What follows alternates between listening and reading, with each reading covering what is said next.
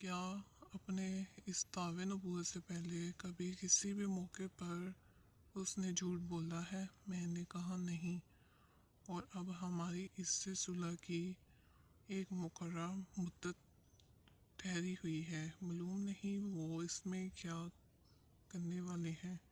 ابو سفیان کہتے ہیں میں اس بات کے سوا اور کوئی جھوٹ اس گفتگو میں شامل نہ کر سکا۔ حرقل نے کہا کیا تمہاری اس سے کبھی لڑائی بھی ہوئی ہے؟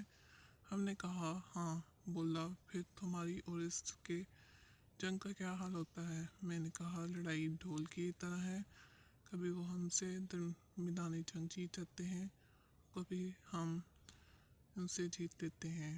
حرقل نے پوچھا تو تمہیں کس بات کا حکم دیتا ہے؟ میں نے کہا وہ کہتا ہے کہ صرف ایک اللہ ہی کی عبادت کرو، اس کا کسی کو شریک نہ بناؤ اور اپنے باپ